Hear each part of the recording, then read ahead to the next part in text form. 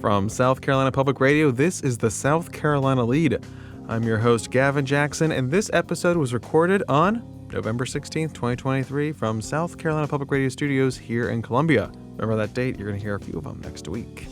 Now, in this episode, we look at the abrupt movements shaking up the 2024 field now that we are less than 100 days until the first in the South Republican presidential primary, folks. We are ramping up. We are getting there. Things are heating up, including Senator Tim Scott, who ended his presidential bid. And where's that cannon fire? There it is. We talk with AP national politics reporter and friend of this exact pod, Meg Kinard. We also have several other campaign trail tidbits, including upcoming Donald Trump and Nikki Haley visits, and we get a much-needed update on the economy from the Federal Reserve Bank of Richmond economist, Laura Ulrich. Econ Pod. How's your bottom line doing, folks? How's the Christmas shopping going now that we're about to be in the holiday season? We are in the holiday season, let's be real. 803-563-7169.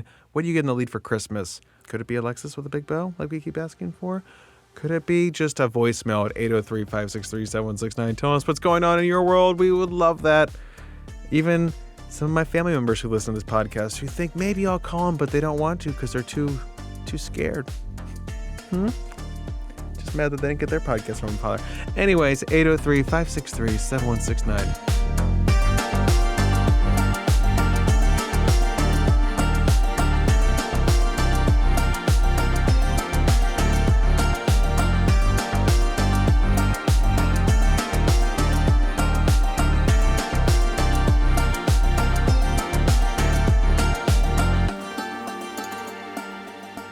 We are officially less than 100 days away from the first in the South Republican presidential primary, and the field has once again narrowed. The narrowing. Oh, God, that voice always gets me. With South Carolina Senator Tim Scott announcing on November 12th that he would be suspending his campaign while live on Trey Gowdy's show on Fox News. I love America more today than I did on May 22nd. But when I go back to Iowa, it will not be as a presidential candidate. I am suspending my campaign. I think the voters who are the most remarkable people on the planet have been really clear that they're telling me, not now, Tim. I don't think they're saying, Trey, no, but I do think they're saying not now. And so I'm going to respect the voters, and I'm going to hold on and keep working really hard and look forward to another opportunity. You are suspending your presidential campaign. You have plenty of money. You have the highest approval numbers of any candidate that is running, and you're a couple of states away from coming to a state where you are beloved, and you are suspending your presidential campaign. The move came amid stagnant poll numbers, dwindling fundraising, and lackluster debate performances that never led to a breakout moment for the junior senator, especially in the somewhat crowded field that includes former Governor Nikki Haley, all fighting for second place behind former President Donald Trump. Scott, who narrowly got on the debate stage in Miami, faced a higher hill to climb if he was going to qualify for the December 6th stage in Tuscaloosa, Alabama. Earlier this fall, Scott's Super PAC announced that it was pulling down millions of dollars in advertising in Iowa and New Hampshire. Then Scott, on October 23rd, announced his campaign was going all in on Iowa. 5 days later, former Vice President Mike Pence dropped out of the race, and Scott was seen as setting up to fill that void, especially for evangelical voters in Iowa. We then saw Iowa Governor Kim Reynolds throw her support behind Florida Governor Ron DeSantis, setting the stage for a hard-fought battle in the Hawkeye State in some 60 days come caucus day, especially for someone like former Governor Nikki Haley. But with Scott and Haley splitting the same lane, donors and supporters in many ways, Scott's move is expected to boost Haley. Her campaign announced Monday that they were launching their initial ad buy in Iowa and New Hampshire to the tune of $10 million on radio, TV, and online, beginning the first week in December. This move comes after 3 standout debate performances have resulted in Haley getting another look, as well as momentum in polls and fundraising. Now the ad buys will reinforce her name and message to folks who may now just be tuning in. For more on this major development in the race, I spoke with Associated Press national politics reporter and friend of the pod, probably more important, Meg Kinard. my best friend.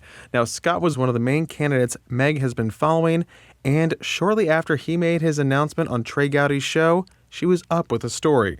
I spoke with her on This Week in South Carolina on set in studio, that's right, though our new set is still forthcoming, stay tuned, and I asked her about what happened. Meg, you and I were both at Senator Tim Scott's presidential campaign launch back in May. Completely different scene than where we were this past Sunday when you were writing his campaign obit. Tell us how we got here, what happened to this campaign. Well, I'm sure it comes down to a lot of things, and it's going to take us weeks to really figure out what happened. But I think for Tim Scott, there was really not the fundraising that he had expected to continue following him through. You know, he came into this race with more money than any of his other GOP rivals, but that really wasn't steady. There wasn't like a splash where all these new donors came to him and maybe some big ones kicked in some major bucks.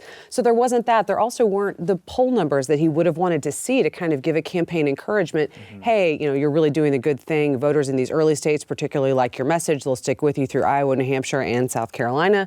But, you know, especially with former President Donald Trump's dominance in the race in the GOP primary so far, Tim Scott really didn't benefit from any of the other switches and sways that we've seen for some of the other remaining candidates. So, you know, those two things really just kind of came together to a point where his campaign was like, we have enough money to get through those early contests, but we might really be embarrassed by those results. And so maybe we should get out now and let the field consolidate a little bit. Yeah, huge bomb on Sunday night on Trey Gowdy's Fox News show. You know, Tim saying not the time. People are telling me it's not the time. And we've been hearing that too on the campaign trail too. You know, you go to these Donald Trump rallies. Of course, those folks are completely different than a lot of other folks who are making up their mind because they are already dyed in the wool ready to vote for Donald Trump.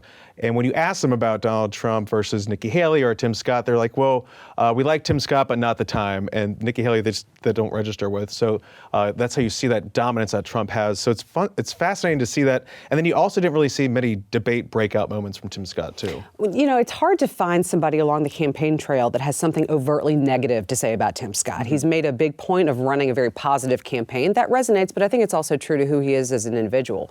So, yeah, it's hard to find those people who are like, wow, this guy, we really just can't stand him. But there is a lot of maybe not now, maybe in the future sort of thing. He's only 58 years old. In campaign politics, especially presidential stuff, that is many more cycles potentially to go.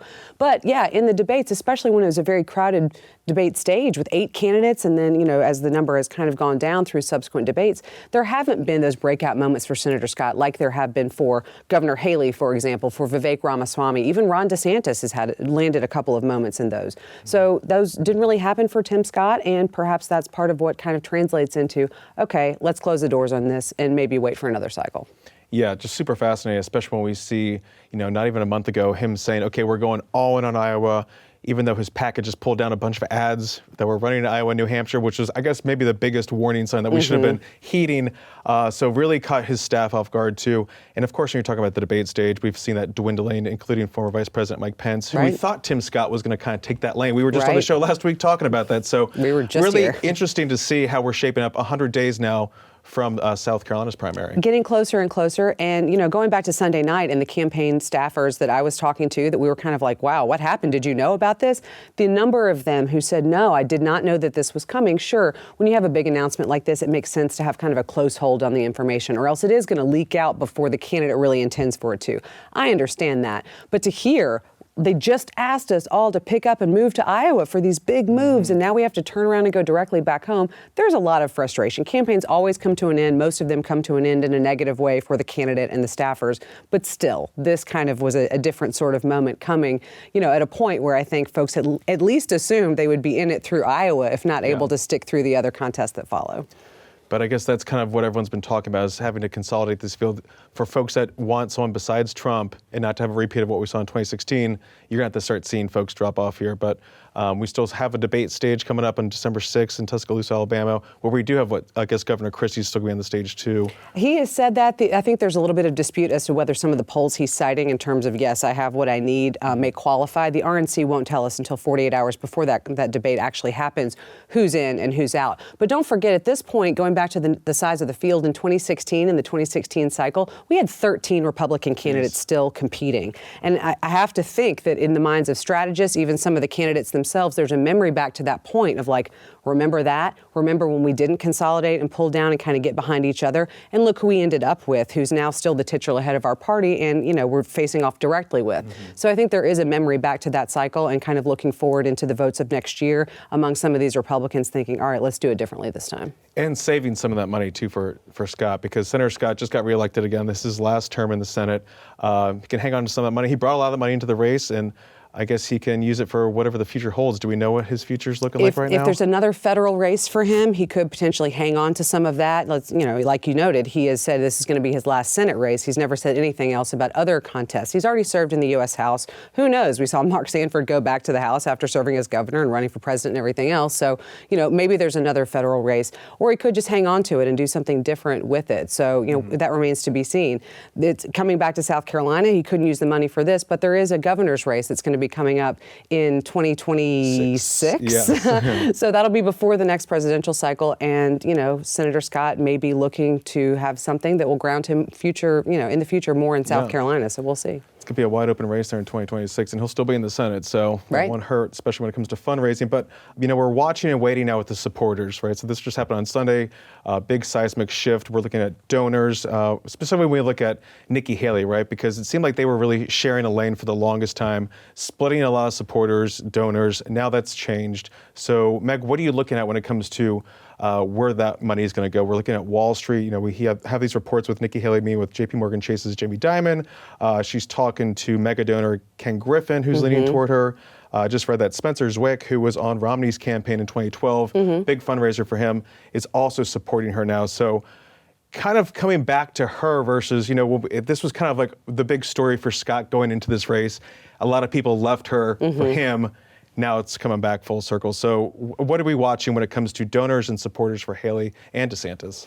Ideologically, there are a lot of similarities between Tim Scott and Nikki Haley. Sure, it's convenient and kind of a cute soundbite that they are both South Carolinians, but they do have a lot of agreement on issues. And so if you're a donor and you're looking kind of where your money's going to be parked in terms of candidates, she might be your next best bet if Tim Scott had been your guy. But, we're seeing also some other donor moves of people looking toward Ron DeSantis and thinking, well, he might have, more momentum, or he might be occupying a bigger of the non-Trump lane within the GOP primary. So, maybe he has a better chance. I mean, it's always hard to know.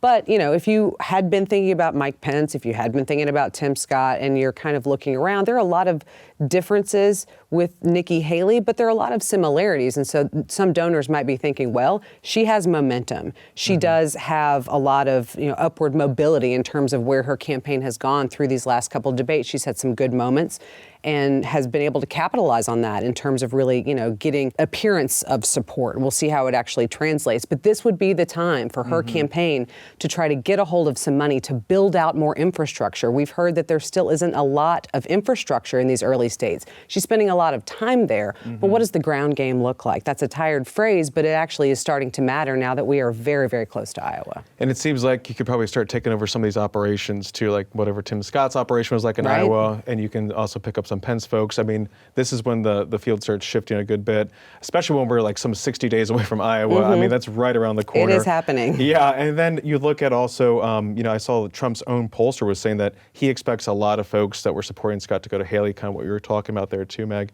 So it's going to come down to money and really just kind of a bare knuckle brawl, I would say, between Haley and DeSantis at this point, as they're fighting for a very distant second. We need to remind people. Absolutely. Former President Trump is still very dominant in a lot of these early state matchups and the polling figures that we see. I mean, that is across the board true. And so wherever either of the other two, where Haley and DeSantis end up, it is a distant second to him at this point. That's in large part due to just kind of a maintenance of popularity, and also just the former president kind of seeming like he was running even when he wasn't. He's always just kind of like kept reminding people, remember what I did for you? You didn't really love me maybe to begin with, but you grew to love me, and I'm still saying the same stuff. So you think that really, we also know that she's introducing herself more and more. She's putting up $10 million in advertising on these airwaves. We've seen those other candidates do that before. Now she's really kind of capitalizing on this momentum, which we keep hearing a lot about, especially when it comes to polling. We saw the Winthrop poll come out this week where she's still maintaining second place, well ahead of DeSantis, but still very far behind Trump. So it's going to be interesting. I guess, Meg, what are you watching with 2 minutes left here over the next couple months, weeks, when it comes to this field? where we can see things going? I think that we're going to need to see like visible excitement. You know, you and I have both been out on the road. We've been in Iowa and these early places, early caucus places and voting places. And it's not all about crowd size. That is not like, I'm not saying that at all. But I think you can. Don't tell people on Twitter about that, man. But seriously, like, that's so true. But when you look at these events, you know, kind of like feeling the energetic vibe, it's hard to put into words, but you can feel it. Yeah. And I think that as we go into those places, even here in South Carolina, which obviously is the first in the South GOP primary state, we're going to need to kind of feel that vibe to see, like, are any of these people who potentially had been supporting Donald Trump maybe changing their minds? Some of them, the answer is no. I don't know what the percentage would be, but a lot of those people are baked in, and that's where they are.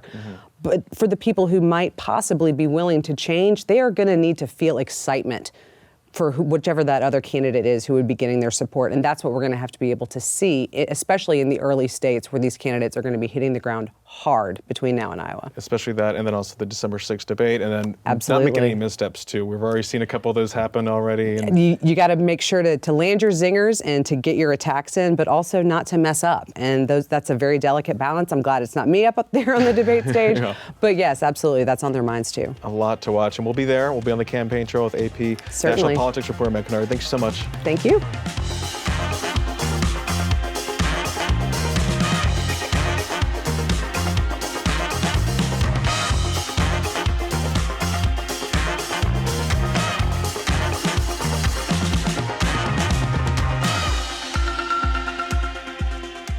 And we got some more campaign trail tidbits for y'all.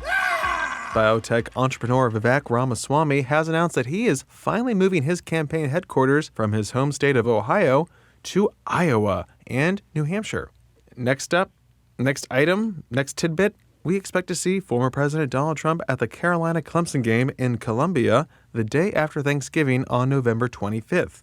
We're waiting for details and confirmation, but stay tuned.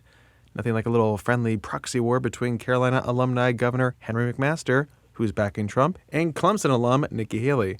No word if she'll be there, even though she is a Clemson University trustee.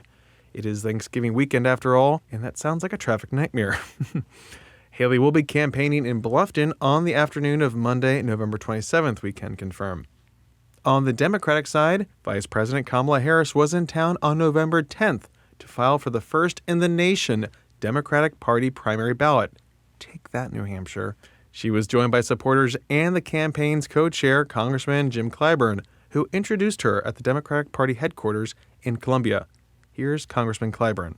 This is really, really an incredible demonstration of what South Carolina is all about. I tell people all the time that South Carolina has 4 distinct cultures. If you can acclimate and really penetrate in the PD, the Piedmont, the Midlands, and the Low Country, you have done what is necessary to win the presidency in November. Harris, who has been making visits around the country at historically black colleges and universities, is seen as a growing way that the Biden campaign will reach younger voters and voters of color who maybe aren't feeling too enthused by Biden, despite the administration's accomplishments. Harris put it this way. These are some of the basic things that are at stake in 2024. A fundamental fight for our freedoms. And so we are here with the wind in our back. Because did anyone notice what happened on Tuesday? I'm going to require a longer memory. Did anyone notice what happened in the midterms? In the midterms, remember all the punditry talked about a red wave? That red wave never hit. No. What we saw was from Kansas to California, and then on Tuesday, from Ohio to Virginia, the people, whether they be in so-called red or blue states, voted for freedom. They voted for liberty. And by extension, they voted to uphold our democracy. And so all of that is at stake. We have momentum. The wind is at our back. And so let us continue to do what we know how to do. This is a fight for, not against. And it is a fight born out of our sincere and deep love for our country. Now let's take a hard pivot to the economy. Econ Pod. Woo. Okay, easy. Which, besides the campaign trail, is the only other thing I care about. Econ Pod. Campaign trail. Let's start off with some big bearing news. The aerospace giant announced late last month that it is ramping up production of the 787 Dreamliner that is produced at its North Charleston plant. Boeing CEO Dave Calhoun said on the October 25th third quarter call that output of the twin-aisle jet was now at 5 per month. The aircraft has faced several setbacks over manufacturing issues that have apparently cleared up, with Boeing announcing 50 787s delivered this year through September, with plans to close out the year by delivering between 70 to 80 of the in-demand long-haul jets. Fly. Now, there is a backlog of about 600 jets, which grew by 5 this week when Emirates Airline updated its order to 35 from 30 787s. Now, since the economy is so top of mind, which, again, is doing fine, folks, remember, third quarter GDP came in at 4.9% annualized. But that being said, don't listen to me. Let's talk to Laura Ulrich. Laura is a senior regional economist at the Federal Reserve Bank of Richmond and monitors the economies of both Carolinas. I spoke with her on This Week in South Carolina before the new CPI numbers came out, but shortly after, the Federal Reserve said it would again be holding rates steady. Here's Laura. Yeah, Gavin, this has been such a unique time now. I feel like I've been saying that for 3 years, but overall, the economy is doing well. I mean, we continue to get kind of month after month of positive news on the employment front. The retail sales report that came out a few weeks ago was more positive than people expected. So overall, the economy is strong. However, clearly, we still do have inflation well above the 2% average target set by the Fed. And so even though the interest rates weren't increased this past most recent FOMC meeting, Chair Powell certainly put a statement out saying that they were a little concerned that additional action by the Fed might be needed to get inflation back to 2%. So mixed signals for sure. But overall, the economy is holding up well. Yeah, when we look at unemployment in South Carolina, like you're mentioning, we're at a record low at 2.9% in September. Labor force participation rates at 57%. Hourly earnings are up to $30.07 an hour. So these are usually really great things to see.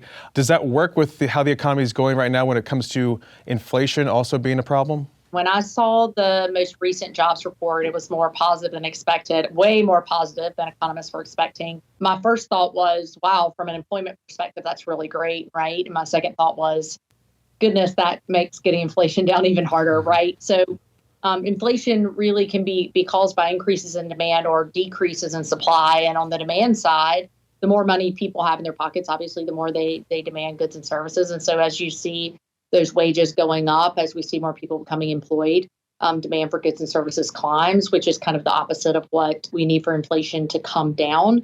We don't, though, necessarily need to see job losses overall, right? I mean, I think it is possible for us to have this idea of a soft landing that everybody's heard about.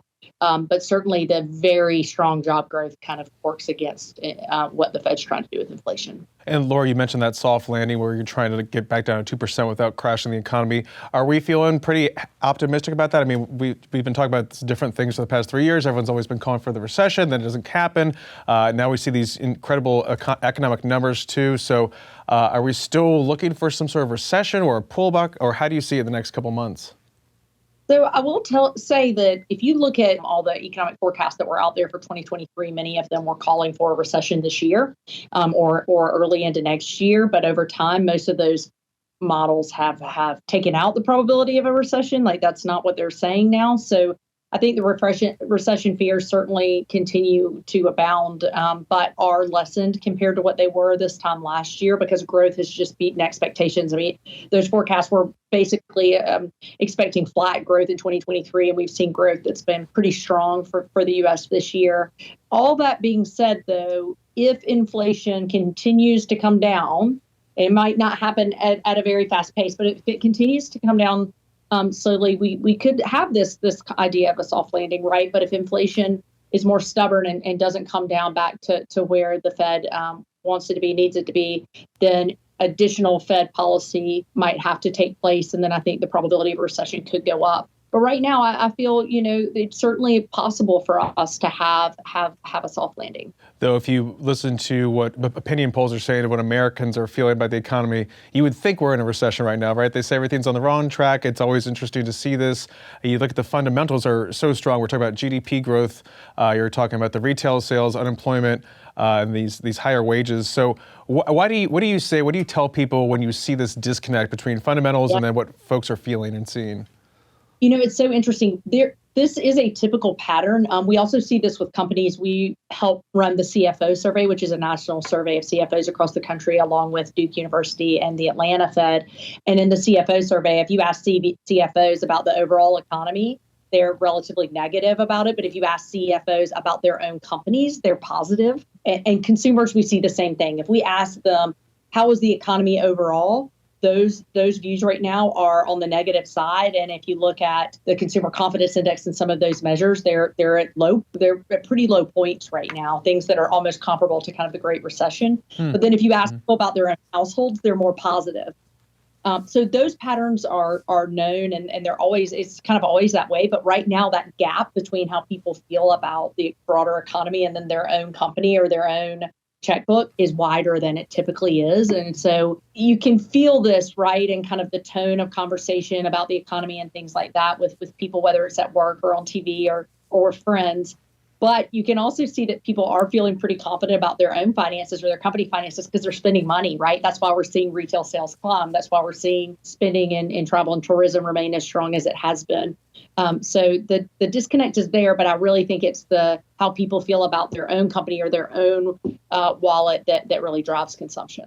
That was just a snippet of our interview with Laura Ulrich.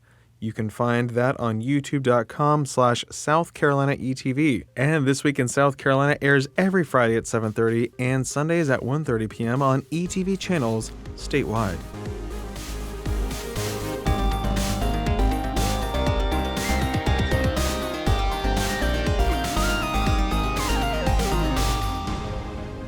Welcome to the wind down section, our little break from the news. We're glad you're here, A.T. Shire, because you know what? It's TGIF. TGIF. Thank God. No, that's wrong. Yeah, it is. Thank Grace. It's Friday. You know what? TGIF. You know what? You can't just rebrand TGIF. Thank God. Thank Grace. It's Friday. Friday, Grace. It's Tuesday. I don't like that. Anyway, Grace is here. Hello, Grace. Hello. Thank you for having me back. Thank you for making time to do this. I just want full disclosure. I want the listeners to know it is Thursday and I have makeup on. Yes, so anyway, you look so pretty, guys. With that in mind, Grace, you have some interesting stuff to talk about here. Okay? Yes. So we're going to talk about almond moms. Okay. So the last time Grace was on, I don't know if you're like me, but we learned about hat fishing. We learned a few modern terms. And she was bringing up almond moms today, Grace. What is an almond mom? An almond mom is the type of mom that only buys organic food and doesn't let her kids have McDonald's or any sort of or coffee or anything that's bad for you. Almonds are bad? I support almond moms to the point, to the extent I should say that it's not like. I mean, I guess it has to be extreme because they're being called that. But I'm all about a moderate almond mom. My Maybe mom is mom. Definitely an almond mom. Yeah. What was the worst thing growing up? Like your friends could do stuff, you weren't allowed to do it because of the almond of the mother. Like any food, soda. Any unhealthy food, soda. I wasn't allowed to have coffee until I was literally 18 years old. Well, I mean, were you aching for coffee as a No, teen? but I guess that's not really the best example. Chips? But I didn't have Fruity Pebbles until I came to college. I've never had Fruity Pebbles. The reason I brought this up is because it seems like you are an almond mom. I don't know. No, that's just his nature. My parents were non-denominational. You know what I mean?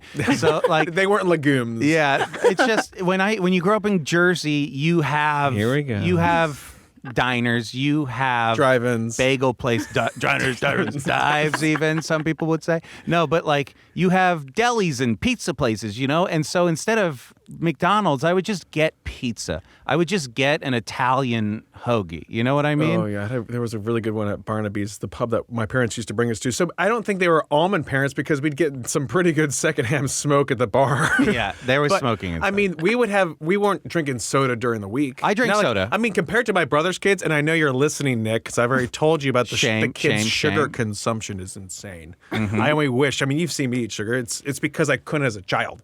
And now I can't stop eating when it's at the workplace. But That's what happens with almond moms, the almond children. Well, you need that moderation. That's what I was kind of trying to get to the peanut mom.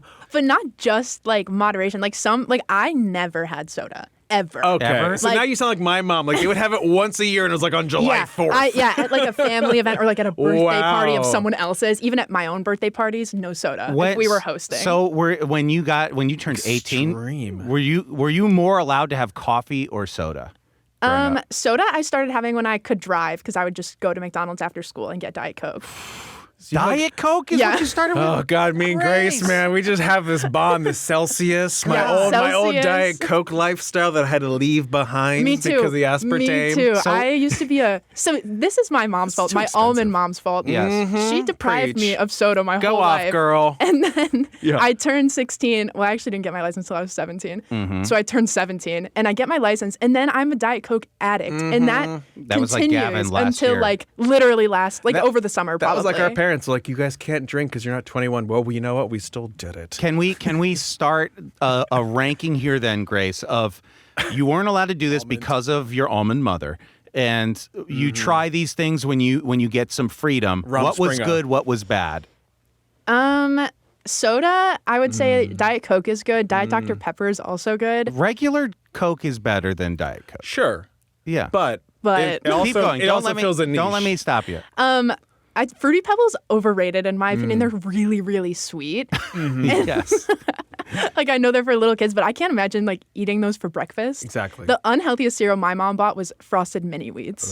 Still, I loved a lot of sugar. Yeah, which still do have a lot of sugar. Was but it Corn she was Pops? I don't think America needs me caffeinated. You know what I mean? America does. I think it would be America good. I don't think so. does. I think we should our next podcast, you should drink a Celsius. The only way then this we just talk podcast for gets hours. done is after at least 400 milligrams of caffeine. I think if I drank a Celsius, I would interrupt Gavin so often. Much that more. He would get so pissed off that he'd be like, "You're fired from the show." I think it would be a fun experiment that we should do. Yeah, we can give AT caffeine and see what happens because you don't consume any other caffeine, right? Like you don't. I don't know caffeine. No So caffeine. you've never had caffeine ever? Like not even No. tea? I used to drink Coke. I liked Coke. Okay, I think but Coke that's like is trace amounts. amazing. You know what I mean? I keep myself from drinking it by just not buying it. Celsius says you can only have 2 a day, but we looked it up. Remember the other day? I'm like, how many of these Nespresso pods can I drink until I OD on, Love my on caffeine? Nespresso. Because Stop it. All you people with single-use plastics, stop not polluting plastic, the it's country. aluminum have foil, the and I recycle. I have the reusable I recycle. Nespresso pod that I got on He tries, Amazon. he tries, So he tries. Everybody, stop. you want to roast us, but no. we are ready It's for the you. disposableness of this generation. No, but I don't think I need the charged Panera lemonade. I don't need a because it Celsius. does It, like, have kills a bad people. yeah. It's gonna be. It's a little Which is dangerous. why I looked up like how many Nespresso pods can I consume. I mean, I'm never gonna What's get the there. answer? It's like 7. 20. Oh, I thought it was In lower a than that. day? Yeah. Okay, yeah, I'm not gonna Oh yeah, reach I mean that. like, and I could no, I think you can actually do 6 Celsius. I'm not a doctor Six? anymore. Anymore. On Legally, land. I On can. land. On land, I'm not On a land. doctor. Yeah. Once he gets off, he says a lot of more stuff. Okay. Anyway. Okay, we're going. We have to end this anyway. Grace, you're leaving for Thanksgiving. I How am. much Number caffeine one can kill? Number one Thanksgiving food for you. Before we go. Ooh. Okay, wait. Oh, I can't know wait for this I know we answer. have to end, but so for the last 6 years, 5 years, I was vegan, which you guys don't even know about me. my I'm not Grace. vegan. I'm not vegan anymore. The almonds. Almond became the vegan. Your mother has so much damage. She She's done overtook so me. much damage to you. So this is my first Thanksgiving in 5 years not vegan. Oh, this is So great. I feel like Applause, I will sound give my effects. review next week, or not next week, the week after next. Yes. But what I'm most looking forward to, I have to say, is the turkey. Really? I've been eating a turkey sandwich every single day since I stopped being To vegan. prep your body? Every single Not day. every single day, but most days. Like, I love turkey sandwiches. What was your go-to meal for the vegan? The lean Thanksgiving? years. Nothing. Last Brutal. year. I was hoping you'd say green bean casserole. There's Oh, tons- sorry. I would never say that. Okay, you and AT have a bond then. I like green beans, but green bean casserole, come on. I'm not a casserole person. Neither am I. They're like, You're from Ohio. You got to say Yeah, yes to I'm casseroles. surprised you are from Ohio. I You am. are. A judgment was made. Yep. I assumed you were going to be all over that. Anyway. I was hoping she would. NAT, your favorite? My favorite Middle Eastern food that my family eats, hashwi, okay? Hashwi and kofta, all right? Okay, 5,000 to 10,000 milligrams of caffeine. Watch out, guys. Good for you. Gavin's most excited for the caffeine. Anyway, no, the body temperature cheesesteaks he carries that in he his keeps pocket. in his pocket. No explanation, Gavin. Do the outro, please. Thank you very much. We love you all. Have a good Thanksgiving. Yeah, room temperature mozzarella is always preferred on the podcast, and you can always stay up to date with that by leaving us a review on Apple Podcasts or a voice message at 803-563-7169. Who needs cold cheese? And stay up to date with the latest news on SCTV.org and SouthCarolinaPublicRadio.org. And don't forget to support your local newspapers. For the South Carolina Lede, I'm Gavin Jackson. Be well, South Carolina.